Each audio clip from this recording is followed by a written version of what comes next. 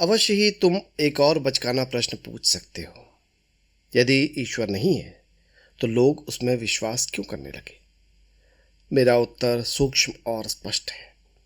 जिस प्रकार वे प्रेतों और दुष्ट आत्माओं में विश्वास करने लगे, अंतर केवल इतना है कि ईश्वर में विश्वास विश्वव्यापी है और दर्शन अत्यंत विकसित है। इसकी उत्पत्ति का श्रेय उन शोषकों की प्रतिभा को है जो परमात्मा के अस्तित्व का उपदेश देकर लोगों को अपने प्रभुत्व में रखना चाहते थे और उनसे अपनी विशिष्ट स्थिति के अधिकार और अनुमोदन चाहते थे। सभी धर्म, संप्रदाय, पंथ और ऐसी अन्य संस्थाएं अंत में निर्दयी और शोषक संस्थाओं, व्यक्तियों और वर्गों की समर्थक हो जाती।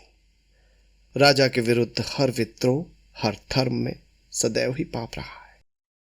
मनुष्य की सीमाओं को पहचानने पर, उसकी दुर्बलता और दोष को समझने के बाद परीक्षा की घड़ियों में मनुष्य को बहादुरी से सामना करने के लिए उत्साहित करने, सभी खतरों को पुरुषत्व के साथ झेलने और संपन्नता और ऐश्वर्य में उसके विस्फोट को बांधने के लिए ईश्वर के काल्पनिक अस्तित्व की रचना हुई।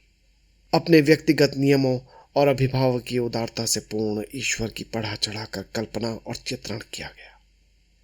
जब उसकी उग्रता और व्यक्तिगत नियमों की चर्चा होती है तो उसका उपयोग एक भय दिखाने वाले के रूप में किया जाता है, ताकि कोई मनुष्य समाज के लिए खतरा न बन जाए।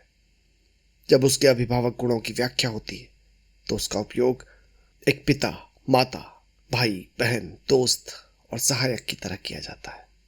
जब मनुष्य अपने सभी दोस्तों द्वारा विश्वासघात और त्याग देने से अत्यंत क्लेश में हो, तब उसे इस विचार से सांत्वना मिल सकती है कि एक सदा सच्चा दोस्त उसकी सहायता करने को है, उसको सहारा देगा और वो सर्वशक्तिमान है और वो कुछ भी कर सकता है।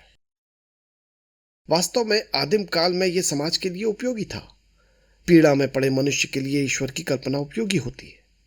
समाज को इस विश्वास के विरुद्ध लड़ना होगा।